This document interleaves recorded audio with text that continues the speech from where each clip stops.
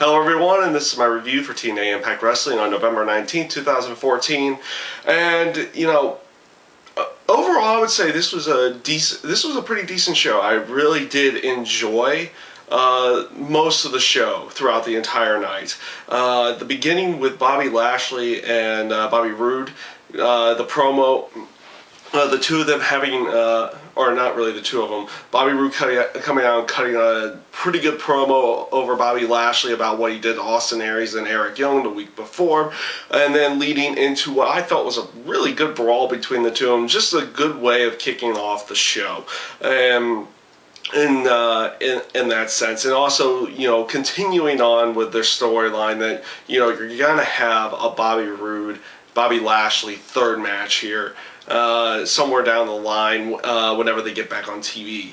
And so I really did enjoy the opening segment of the show. The Knockouts title match, the triple threat with Havoc, Gail Kim, and Tara Terrell, overall was a really good match. And they decided to go with Tara Terrell this time to get the win and finally get the Knockouts title. I'm okay with that, but in the long scheme of things, I don't really see her keeping that title too terribly long. I mean, I wish they would have kept it on Havoc a little bit longer, because they could have played more with that monster type character for a little while, but we'll see where they go along with that. And the reason why I say I don't see Tara keeping the belt for all that long is because I don't really feel like she has developed that much of a character to warrant having the title at this time. I mean, when she started, okay, she was the underdog type character and everything, but she grew past that. At this point, she's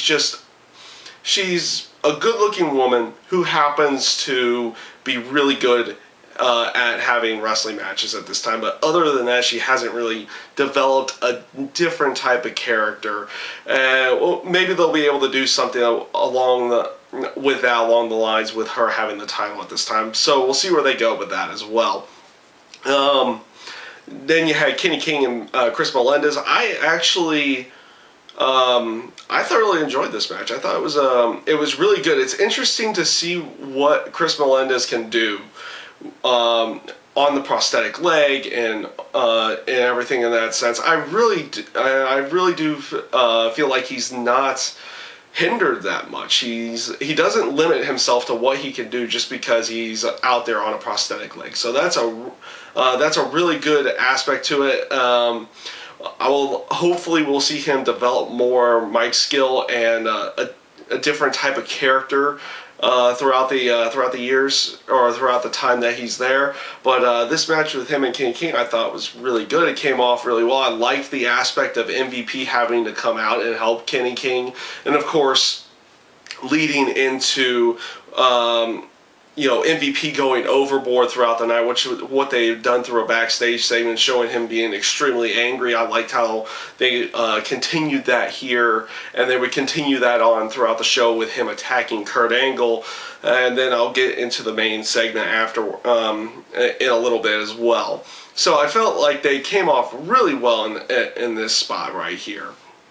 And of course with Mr. Anderson coming out to try to help out Chris Melendez. I liked where they actually went with this, and we'll see where they continue on with that as well. You had Bram and Tommy Dreamer come out, have their hardcore match this week. Again, another really good match in general, and just again where. Continuing on with this whole Bram being the king of hardcore type story with him, eventually, having maybe he'll have a match with Al Snow now, because you had Al Snow interfere in this match. So they have somewhere where they can continue on with this. Somewhere down the line, the match itself was fairly good and fairly entertaining as well. With last week with Samoa Joe forfeiting his X Division title through the passionate speech that he gave at that time, and they obviously named a Fatal 4-Way to make a new X Division champion. And you have Low-Key, Manic, Tigre Uno, and now the name is spacing on me. and DJ-Z. Sorry, the name spaced on me for a quick moment there. It was DJ-Z. That was a fun, entertaining match. I mean, it was nothing. Nothing special in the terms of story building because you had just done it the week before. You do have this story between Low Ki and Samoa Joe, so you kind of have the mutual respect thing there, and then how it's it's Low Ki's time to try to take over. I would have put it with Manic here because they could have actually continued building this whole deal with the with Manic being part of the Revolution and them capturing the X Division titles since they had captured the tag team titles the week before. But they went with Low Ki here, and now we'll see where they can actually go with him in some kind of story sense down the line. And we'll see how long they keep Samoa Joe off TV too. Now, granted, they're off TV until January to begin with, and I'll talk about that at the end of the review as well. But we'll see how long they keep Samoa Joe off injury because he was able to come back for the Bound for Glory pay-per-view. And these tapings were done before the Bound for Glory pay-per-view. So we'll see how long they actually keep him off TV, or will he actually just show back up when they show back up on television at that time. And this does bring me to the final segment of the night, which was Kurt Angle coming out. This was obviously after he had been attacked by MVP. He was on the search for MVP after what MVP did to Chris Melendez earlier in the show. He was gonna talk or yell or do something with MVP, and MVP attacked him from behind when he was talking to Kenny King. This brought out Kurt Angle throughout to end the show, and they had a good back and forth between the two of them. It seemed like initially Kurt Angle was only going to go with kind of the route that he should go as the director, which is take things to the board of directors and everything. But it just eventually did lead into a brawl, and I like the aspect that they went with this route because how long do you really want to keep Kurt Angle on the show as just the operations director or the just directing everything? You would want him more in the ring versus just being some kind of GM role on the show, especially if he is physically able to do so. And I did like this aspect that it led into a big old brawl between Kenny, eventually just starting with Kurt Angle and MVP, and then Kenny King comes out, obviously bringing out Mr. Anderson as well from what happened earlier in the show. And then this is the only spot that I wish they would have done a little bit more with, because they had Bobby Lashley come back out. Okay, he's been paired up with MVP and Kenny King for a little while, but they've been showing tensions between the two of them. I would, before him attacking Mr. Anderson and, giving him the spear and everything, it would have been nice if they actually continued a little bit with that tension and then have him stay with him at this point, at that time. But no, he just comes out and spears him, and that was pretty much the end of that. Of course, bringing out Bobby Roode, the two of them continue the brawl, and then they go off the show basically with, that Bobby Roode, Bobby Lashley 3 will be coming somewhere down the line, which is what everyone's expecting. I do like the story between the two of them. I do like the matches between the two of them. They've been fun and entertaining to watch, not just in the ring, but out of the ring as well. So, yeah, for the most part, like I said, I felt outside of like a couple little hiccups here and there throughout the show, you had a fairly good show here, and this does bring me to what is going on. It was announced earlier today that obviously this was going to be the last full Impact show on Spike TV outside of their best ofs that are going to air in 2 weeks. So this is going to be the last review I do for the rest of the year on Impact Wrestling, because they've got no more shows, they've got no more television for the rest of the year, which is unfortunate for them. But at least, and this was announced earlier today, at least they do have a television station they do have a TV deal put in place with Destination America, so they will remain on TV, but they won't start airing on Destination America until January 2015. It's a good thing and it's a bad thing. The good thing is that they're going to remain on TV and they can continue on with the TNA product. The bad side is, and there's a couple of them, and that Destination America is not in as many homes as Spike TV was.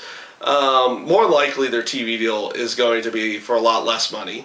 Just on the business side, though, if that's what would have happened with Spike anyways as well. And two, and the last, and what I would probably view as being the most important, is that they're now off TV. They're not going to have fresh product until January.